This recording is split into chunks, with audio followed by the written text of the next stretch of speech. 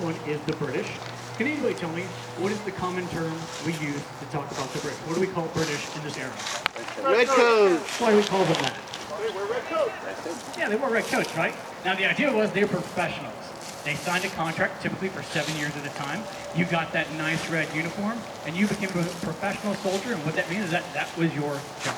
Every day you practiced, you marched around a lot, you did chores in camp, you practiced with your musket. You got good at what you did, and over the course of 7 years, you're probably in a lot of battles and get a lot of combat experience. That's what makes you a professional. The Americans also have professionals here. They are called Continentals. Does anybody know what color the Continentals typically wear? Blue. Blue, that's right. If you were here at Guilford Courthouse on the day of battle, just over here on the other side of the parking lot is where the American Third Line would have stood. It would have been made up of Continentals from Virginia and Maryland. One interesting thing, though, is that 2nd Maryland, on the part of the line closest to us, would actually be wearing brown coats.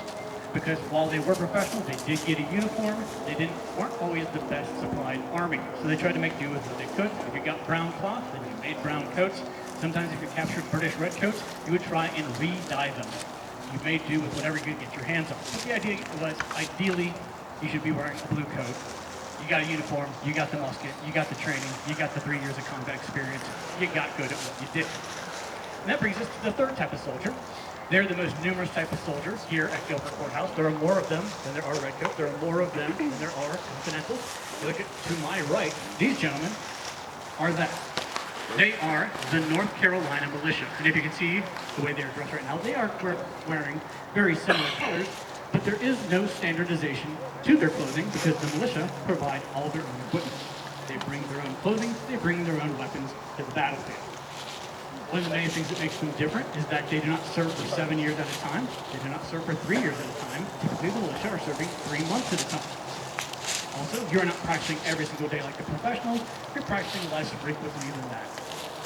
So there's many things that make them different. Service long, don't practice as much, providing their own equipment.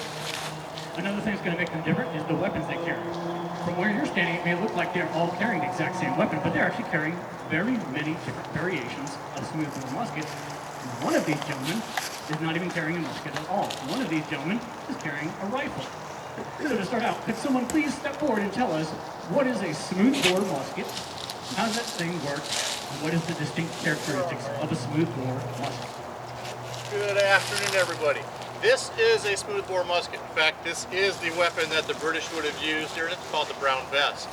It is a smoothbore, which basically means there's just a smooth bore. For a comparison to a modern day, it'd be like a shotgun. Okay? There's no rifling in or anything like that. So this was very cheap to make.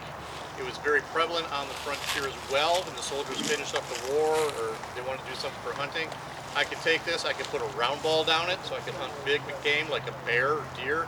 I could also put shot in it so I could then shoot geese or rabbits or things like that. So it was very versatile, very cheap. But again, it's just a very smooth bore, very cheap to make. The range on this would be roughly 50 to 100 yards. Okay? Anything past that, the ball's going to want to do this. Okay? Any questions or anything on the smooth bores? Yes? Do you know like the actual cost, like what would it cost today to get one of those? Today to have one of these made? Well, today they do make reproductions like this one. Today this gun would run about $1,500. And how much would it make back then? How much was it then? It depended. It would be maybe a couple weeks' wages, not a whole lot because they were so cheap to make. And if I was getting it like, from the military as a militia, the British would, or the Americans would have provided this for me. I would have had to give it back, but in this case, I got this off a dead British soldier, so this is mine. Good? All right, then Mr. McKenzie, could you please step forward and tell us, let's see if that works. All right, so you want to describe what a rifle is? And I'll hold this for you. It looks the same. This is considerably different from what you see plainly. This has what's called a rifle tip. What that means is, this particular gun has what's called a 1 in 62 twist. What that means is that the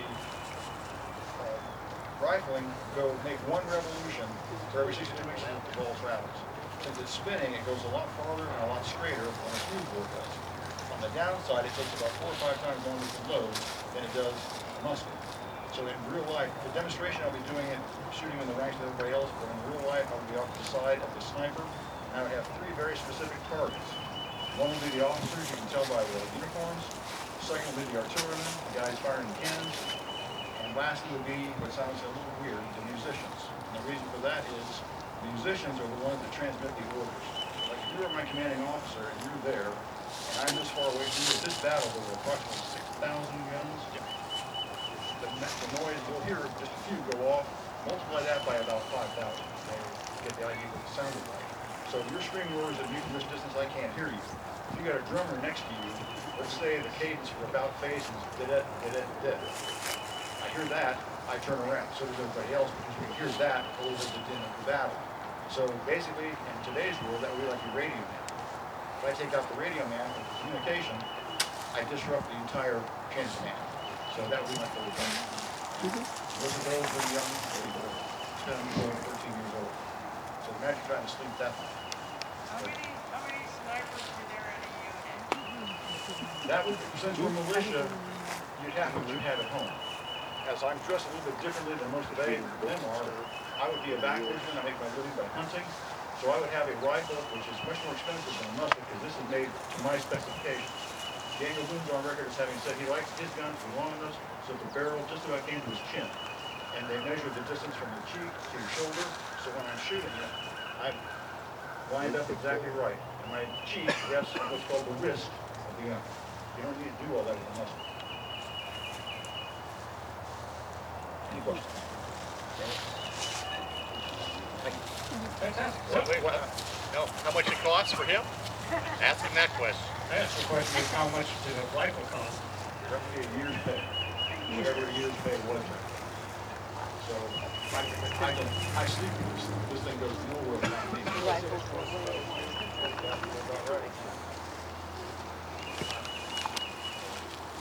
So we've established that the two types of weapon present here are smooth bores and rifles. Smooth bore is like a giant pipe. You have a ball coming up it, slightly undersized from the barrel. And then you have the rifle, the groove is cut on the inside of the barrel, spins the bullet like a football as it comes out. The big difference being, that rifle, as he said, has a tight bit, so unlike the smooth bore, the ball will not bounce in any way, it'll go straight out. And in addition to that, the spin counteracts what is called the Magnus effect. The Magnus effect is what you would use to throw a curveball in baseball. The way the air moves over an orb will cause it to shift in the air. If you're spinning it with a gyroscopic spin, that counteracts the Magnus effect. But the smooth bore can't do that. The ball comes out, and if it is spinning when it comes out, it'll drift one way or the other as the farther and farther it flies. And that is why they had battles so close to each other. The way you got to think about combat in this era is that if you're a battalion commander and you're commanding 300 people, get those people lined up shoulder to shoulder, that's about the length of a football field. The way you folks are today, you're almost shoulder to shoulder, you're about 2 ranks deep. I would have to use you like you're one giant weapon system. If you have smooth bores, I got to get you as close as possible so that we can maximize your accuracy. So ideally, that's about 75, 80 yards away. It was deadly beyond that, but for accuracy's sake, you want to get as close as possible. And then what you do is you unleash volleys, everybody firing together at the same time. And then ideally what you're doing is you're slowly weakening another line of soldiers. And as soon as you think they're starting to get scared, you're taking casualties, you might run away.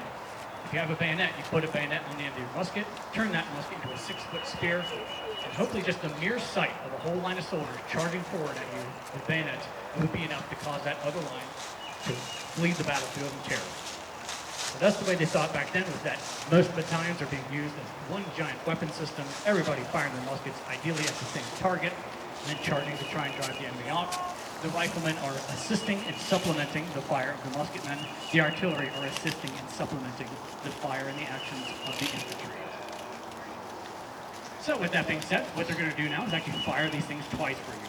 First time, it's going to be by the numbers. That's basically saying they're going to go step by step just so you can get a chance to see the long, ridiculous process it takes to load and fire a weapon. A well-trained soldier in this era could fire probably 3 shots a minute. But as we said, the rifleman, with that tight fit, if he was loading it the way he actually would load the rifle, he will probably get 1 shot a minute. Now after they've done the by the numbers shot, they'll do a second shot along the more realistic way, which is on the battlefield. It wouldn't need to be taught. step by step. They can just be given one command of prime and load, and you'll see they'll load as quickly as they can at their own pace. Now, one thing I do have to mention before they fire is that they're about to fire guns. They're using gunpowder. Gunpowder is explosive. Explosives tend to be loud. So when they go to fire, I would encourage you all to cover your ears. If you have a pet with you, make sure you have a good firm hold on their leash. If you have a really young ones with you, please make sure you cover their ears as well.